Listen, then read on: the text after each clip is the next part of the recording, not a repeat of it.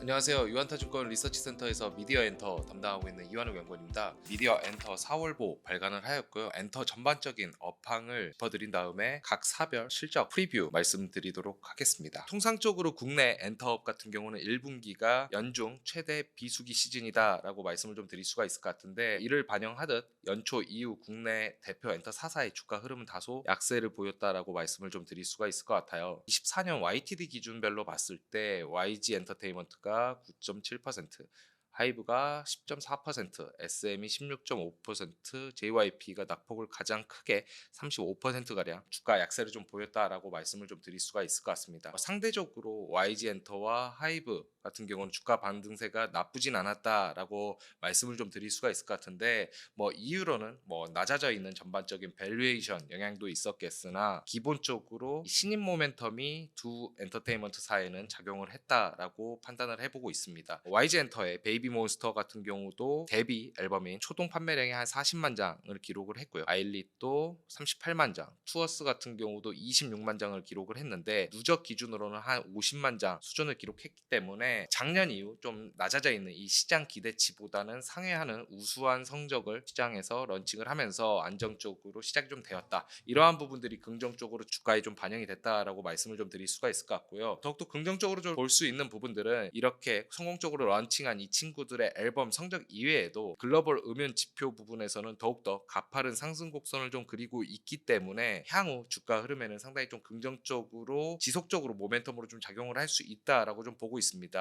사실 이제 과거보다도 활동 시점 자체가 상당히 좀 타이트하게 진행된다라는 점을 고려를 하면 신인 모멘텀 같은 경우는 YG 엔터 그리고 하이브의 한 3분기에도 주가 상승 모멘텀으로 작용할 수 있다라고 말씀을 좀 드릴 수가 있을 것 같습니다. 엔터 4사 기준으로 합산 무작 판매량 같은 경우는 150만 장 수준을 기록을 하였는데요. 이 부분도 상당히 좀 긍정적으로 좀 보고 있습니다. 작년 한 해 4개 분기 동안 실질적으로 중국의 이 사재기성 물량이 좀 가미됐던 부분들이 좀 있었으나 4분기 때 급락을 하면서 시장 전반적인 탑라인 앨범 판매량에 대한 성장 둔화 이런 우려들이 상당히 좀 짙었다라고 말씀을 좀 드릴 수가 있을 것 같은데, 다행히도 지금 1분기 들어와서는 한 150만 장 수준까지 반등을 했다라고 좀 볼 수가 있을 것 같고요. 지난 4개 분기 이 사재기성 물량으로 데이터 왜곡이 있었던 이런 부분들을 조금 제거를 한다라고 하면 얼추 과거의 어떤 강력한 추세에서 크게 벗어나지 않는 수준까지는 되돌림이 왔다. 이 부분은 상당히 좀 긍정적으로 볼 수 있을 것 같습니다. 그리고 한 가지 더 말씀을 드린다라고 하면 글로벌 라이트 팬덤이라고 하는 K-팝의 저변이 얼마나 확대되고 있느냐 이런 부분들을 좀 체크를 해줘야 되는데, 스포티파이 월간 청취자 수 기준으로도 작년 상반기 이후로 상당히 좀 엔터 4사 합산으로 좀 기어가는 모습들은 좀 있습니다. 다만 이 구간에서 모수가 가장 큰 BTS라든지 블랙핑크 같은 경우가 모수 자체가 활동이 좀 비면서 크게 하락했던 부분들을 가미를 한다라고 했을 때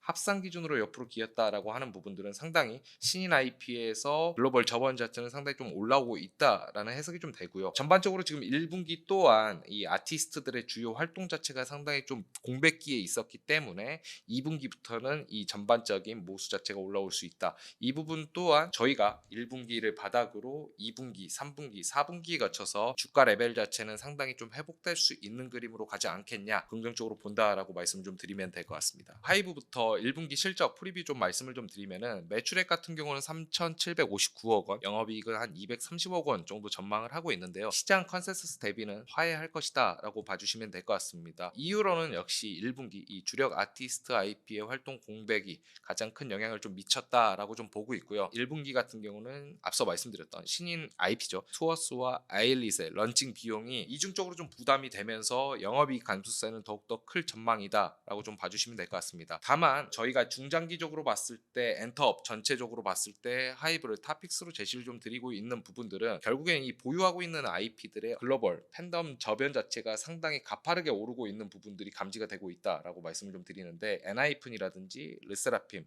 뉴진스 그리고 최근에 데뷔를 시킨 투어스, 아일릿 각각 모두 이 스포티파이 월간 청취자 수 자체가 상당히 가파른 추이를 좀 보이고 있다라고 좀 말씀을 좀 드릴 수가 있을 것 같고요. 특히 이 르세라핌과 뉴진스 같은 경우는 올해를 지나서 25년도, 26년도에는 아주 큰 규모의 월드 투어를 일으킬 수 있을 정도의 글로벌 인지도 수준을 지금 돌파해서 올라가고 있다. 통상적으로 저희가 스포티파이 기준으로 월간 청취자 수가 2천만이 넘어간다라고 하면 글로벌 인지도가 충분히 형성이 좀 되었고 의미 있는 월드 투어를 통해서 100만 명이 넘는 어떤 투어 모객 수를 일으킬 수 있다라고 좀 계산을 하고 있는데, 이런 부분들이 공교롭게도 BTS가 올해 하반기부터 제대로 하기 시작을 하고 완전체 활동은 25년도에 좀 이어질 것이다 라고 보고 있는데, 르세라핌과 뉴진스의 모객력 또한 25년도에 크게 형성이 좀 될 수 있다라는 점을 고려를 하면 올해보다는 내년에 가파른 실적 성장이 좀 예상된다라고 좀 예상을 하고 있습니다. 이런 측면들이 결국에는 주가 하방을 상당히 좀 견고하게 다져줄 수 있는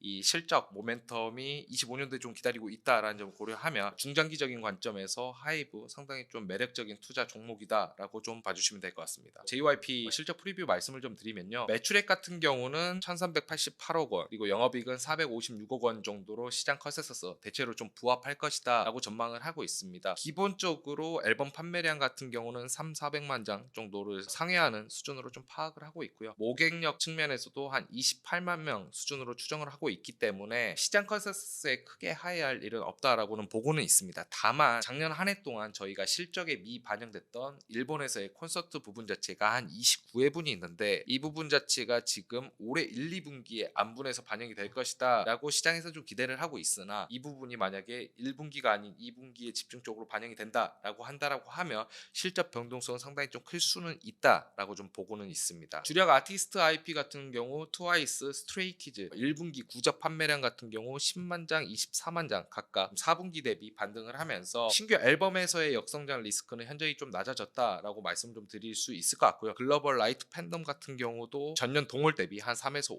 5% 수준으로 안정적인 성장세는 유지 중이다라고 말씀을 좀 드릴 수가 있을 것 같은데, 다만 현재 구간에서의 주가 상승 모멘텀은 상당히 좀 제한적인 구간에 있지 않나라고 판단을 하고 있습니다. 역시 신규 IP의 성장 지표가 상당히 좀 부재한 기간이고, 하반기에 런칭하는 국내에서 시작되는 보이그룹의 어떤 성장 지표가 확인되기 전까지는 상당히 주가 약세 흐름이 이어질 수도 있겠다라고 좀 판단을 해볼 수 있을 것 같습니다. SM엔터 실적 프리뷰 말씀을 좀 드리면요, 매출액 같은 경우는 2245억 원, 영업이익은 253억 원으로 시장 컨센서스의 대체로 부합할 수 있다라고 말씀을 좀 드릴 수가 있을 것 같고요. 기본적으로 이 공연 부분에서의 총 모객 볼륨 자체가 전사 실적을 좀 견인할 것이다 라고 좀 보고는 있습니다. 다만 여기도 아티스트별로 에스파라든지 라이즈라는 친구들이 스포티파이 그리고 유튜브 같은 여러 플랫폼에서 전년 동월 대비 가파른 성장을 좀 보이고 있어서 JYP보다는 어떤 성장 지표에 있어서 상당히 두드러진 모습들은 보이고 있다라고 말씀을 좀 드릴 수가 있을 것 같은데, 다만 이 두 성장 IP의 국가 지형별 의존도 자체가 한국과 일본 이 양국의 의존도 자체가 상당히 좀 높다라고 하는 점은 저희가 중장기적인 성장성 측면에서 글로벌 확장성 이런 부분들이 상당히 좀 제한적인 모습을 여전히 좀 보이고 있지 않나 라고 좀 보고는 있습니다. 다만 올해 6, 7월에 신규 여자 걸그룹 IP가 하나 런칭이 좀 되고요, 그리고 하반기 들어서는 버추얼 아이돌 이 친구들의 새로운 내러티브가 하나 시작된다라는 점에 있어서는 저희가 이런 부분들의 뉴스는 빨리빨리 캐치를 하면서 투자 타이밍을 잡아볼 수 있겠다라고 판단을 해볼 수가 있을 것 같습니다. YG엔터 실적 프리뷰 말씀을 좀 드리면요, 매출액은 1111억 원, 영업이익은 83억 원, 시장 컨센서스 대비 영업이익 기준으로 소폭 상회할 수 있다라고 좀 보고 있습니다. 일단 뭐 지난해 1분기 높은 기고 부담이 있기 때문에 YY 기준으로 영업이익 그리고 매출액 모두 큰 폭의 감소는 좀 불가피할 것이다 라고는 보고 있으나, 보이그룹 IP죠, 저희 트레저 일본 투어 자체가 16회분이 좀 있었기 때문에 QOQ 기준으로는 상당히 실적 개선세가 나타날 수 있다라고 좀 보고 있습니다. YG엔터 같은 경우는 지금 현재 구간에서 상당히 하방은 좀 다져져 있는 구간이고 상승 여력은 좀 있다라고 좀 보고 있습니다. 뭐 그 이유는 역시 최근에 이 4월 1일날 정식 데뷔를 한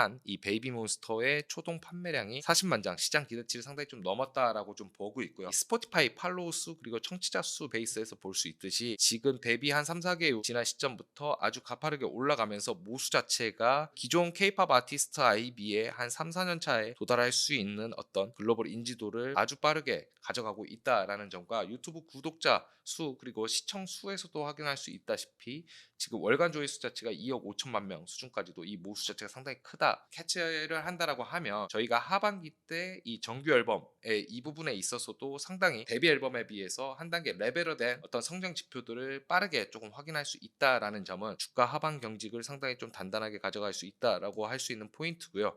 그리고 내년에 이 블랙핑크 최대 걸그룹 IP죠. 이 블랙핑크의 완전체 활동에 대해서도 사실상 올해 하반기에서는 구체적인 어떤 활동 코멘트 자체가 나올 수 있다라는 점은 점증적인 이 밸류에이션 리레이팅이 가능한 부분이다라고 전망을 좀 해볼 수 있을 것 같습니다. 국내 엔터 4사 주가 흐름, 약세 흐름에서 점진적으로 나아지는 그림으로 전반적으로 설명을 좀 드렸는데요. 이 안에서 하이브 탑픽스로 좀 제시를 드리고요. 단기적인 관점에서는 YG 엔터 상당히 투자 매력도가 있는 구간에 있지 않나라고 판단을 좀 하고 있습니다. 여기까지 설명을 좀 마치도록 하겠습니다. 이상입니다.